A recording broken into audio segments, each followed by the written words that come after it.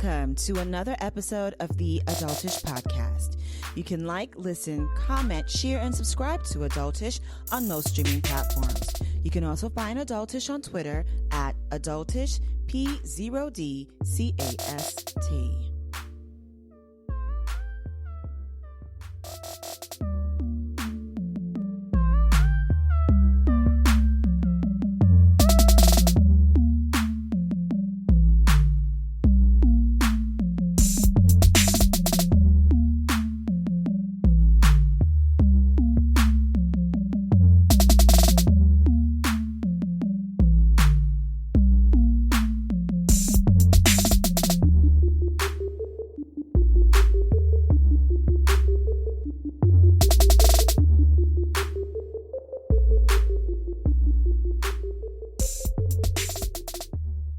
Welcome, everyone, to a brand spanking new episode of the Adultish podcast. As always, it's your host, Afiya, and I'm joined by my lovely co-host, Mr. Vincent Bernard. Say hello to the world, Mr. Vincent. Hello, beautiful people. How are you all? Fabulous and fierce, I hope.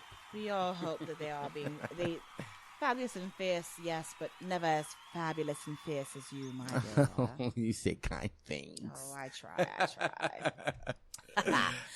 So on this episode of Adultish, we're actually going to jump a little bit into the sphere of coupling, but more so the sphere of cohabitating and cohabitating as an adult, because you can cohabitate with anybody at any age, but as an adult and as a couple, as an adult couple, it's a whole other ball game. It really is. So, it really is. Everything changes. It absolutely does. So as the person who actually cohabitated, I'm not going to take this piece immediately, but I'm going to have Vincent jump into the game, because right now you're not actually cohabitating with your partner, but you guys are almost cohabitating light or like. Right, exactly. And that's the thing.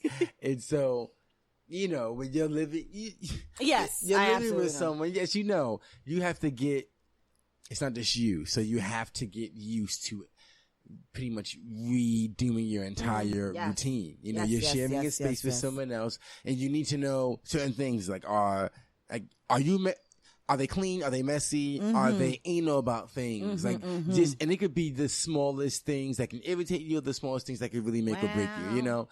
And so it's kind of, I always look at it as when people say that they're going to move in together, when couples say they're going to move in together, I see it as sort of leveraging your sanity to some degree. Yes. Because we all give the best versions of ourselves before you make certain concrete steps like marriage, children, and or moving in together. But it's a tricky thing. And I always wrestle with that. And part of the reason why I am cohabitating light, as you said, is because I have certain ways about me, certain habits that I know is very distinct and unique. And I don't think that it would quite work 100% cohabitating 100% with my partner or anyone for that matter. Like, it's very few people I could live with. And like for example, with me, like I like my space very much so. I am very much the extroverted introvert in the sense that I can be social, I can converse with a room full of people, but after a while I'll need to retreat and just be by myself and sort of recharge away from everyone. And that includes the people that are closest to me who I love. And so, you know, it just so happens that I happen to be with someone that is very affectionate, and I love that, and, you know, is very much a part of including me into his world, and I do the same. But the moments where I have my need to retreat is where the negotiating had to come in. And when we were first starting to date, it was all the space we had, so I didn't have to worry about that. But as the years went on and the spaces began to shrink due to circumstances, it got to a point where we had to actually have conversations about, you know, just establishing certain boundaries. And I'm really good with that, as we talked about in past episodes. And I'm like, okay, when I'm over here doing this by myself, I'm either writing, I'm listening to music, or I could just be social media-ing, whatever. But I need that time to be respected, because that's the way I recharge, so that I'm able to be present for you and anyone else in any way, shape, or form. When I don't have that moment, is where I get a little flighty, where I become a little selfish, where I become very irritable because I haven't had that moment to just sort of decompress, and also dissect whatever it was that happened throughout the day, even if it's just me and said person by ourselves in that apartment, Right. Like that downloading me time is very, very, very important. And there are other things about me, like a bathroom has to be cleaned. Yes. So it's like, if you don't wash out the tub, and you don't clean out the toilet every once in a blue, like I just little annoying shit like that, so these are things that you have to figure out. But last thing I'll say is that, and I'm glad that this hasn't happened with me and mine, because we still very much are into each other physically, right, and sexually. But I noticed with a lot of couples that when they begin to move, when they move in with one another, the sex drive, yes, it goes dips. down, it dips, yeah. And a lot of people, of course, I always say this: there's layers to it. But there are a lot of couples that I know in which that's happened, where they moved in, they've been together for 8 years, they're not married. Maybe there's no talk of marriage, maybe there is, but they don't have sex as often, or they're just constantly annoyed with each other because they don't have those moments where they can ever decompress or be apart. So I'm always all about the separate togetherness, which is very much the Woody Allen, Mia Farrow thing, where we can have our own places, but we're always in each other's spaces. So that way, if we argue and I need a moment, a day or three, or you need a moment or a day or three for me, we can have that. And that's just me, and I do what works for me. I'm not saying that this is what people should do. If it works for you, so be it. I know people are more traditional, but I ain't talking for y'all. Yeah. The traditional approach doesn't work for me. Yes, you want that Frida and Diego, yes, Helena and Tim Burton life. Yes, and not necessarily meaning that we have to have an open relationship and have sex with other people. If that's what you do as a couple, at so the be very it. least, the separate but together thing. Right. Because absolutely, right. I think that Frida and Diego, if I can't remember correctly, Frida and Diego, they had separate places, but it was something that was adjoining. Like there was an adjoining tunnel or something. Yes. For her art studio and his workshop or something. Yes. Right. And then I remember reading that I think Helena Bonham Carter and Tim Burton, they had separate houses, but it was something they had a door or something that would right. an adjoining door to the house. So she could be in her place and he could be in his place, but whenever they want to be together, they can open the door and go to, Right, exactly. And it's I saw the movie Frida, and I remember when, she was kind of upset with him because he would always have sex with other women, and he kind of told her that he doesn't. That's who I am. I don't know how to be monogamous. And so she was willing to go there and work that out with him. And I do believe, if I'm not mistaken, it's been a while since I've seen it, but I do believe that there may have been times where they did things together. They whatever. might have been, whatever. But the fact of the matter is that they were a couple that made something work for them. And I think a lot of people get into this whole mindset that you have to do things the way society tells you. That's very traditional. Yes. And so that means, all right, we're cohabitating. All right, we're going against the grain by not getting married. But since we're living together, then that means this, that means that. And no, figure your shit out. Figure it out. And make sure that it's going to work for you, because it doesn't always work. Yes. And sometimes it does. That's a beautiful thing. And with that, I'll jump into my theory about cohabitating. Go ahead. So, unfortunately for moi, the idea of cohabitating, while it has been something that I always 100% agreed with for couples in general, I myself didn't get to experience that. Right. Until I was married. Backstory.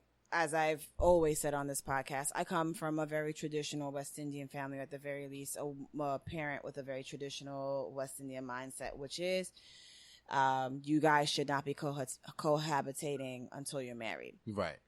Okay, which is not even West Indian. It's just the typical traditional Christian mindset. Totally. All right. Quite possibly even Muslim or whatever. It's the moral mindset that, you guys shouldn't be living in sin and blah, blah, blah, whatever. Now, me as a whole ass individual, I've always said to myself that I would want to live with somebody before I married them, because as you said, there is a certain level of your sanity that you have to sacrifice. There's a certain level of yourself that you have to sacrifice when you're living with another person, because guess what? You are not living your life by yourself when you are living with someone. You are now sharing a space, which means you're sharing a couch, you're sharing a TV, you're sharing a fridge, you're sharing a toilet, you're sharing a sink, you're sharing food, you're sharing sleep, you're sharing every single thing together. Everything. And so you need to know what it will mean or what it will entail to share those things, because guess what? Not everybody is an equalist. Right. Not everybody is going to be equal in their sharing. There are going to be people who are going to want the 60% instead of the 50% of things when living with each other. Amen. Okay. Mm-hmm. So from my own personal experience, I didn't cohabitate with my ex-husband before we got married, right? However, I used to go over to his apartment very often. Mm-hmm. And so I was there doing the typical girlfriend thing and making my, quote, female presence known. In the event that other women were there, they would know, okay, there's a woman there. Right. Now, granted, there weren't other women there from what I understand. And whatever women that were there, it might have been for his roommate. And even still, I probably knew those women. So it wasn't like, you know, I was, quote, you know, like marking my territory in a way. Right. But it was me coming in there and basically helping him to figure out how to live in the space, because it almost seemed as though he didn't fully embody and embrace the idea of living on his own. Right. Okay. And that was very circumstantial with the way that he got the apartment that he had, etc. So he never really made the apartment his own. And so I used to come in there and be very much like, well, if I had this apartment, I would be doing this. I would put up this artwork. I would have this. I would blah, blah, blah, blah, blah, blah, blah, blah, blah.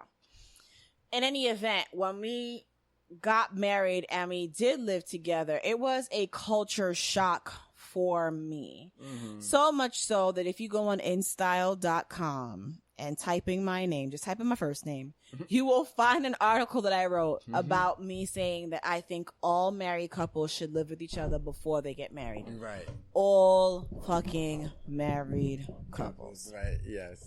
Because if you're going to share your life with a person for the rest of your life, if you're going to share part of your living essence with another individual for as long as you both shall live, I don't see any fucking reason for you to not share that living space before said intent to share the rest of your life. Speak it, yes. And it was an absolute culture shock for me because, as you just said, Vincent, there were things that I do on my own, right? Now, granted, when I was living, before moving in with my now ex-husband, I shared a home with my mother. Right.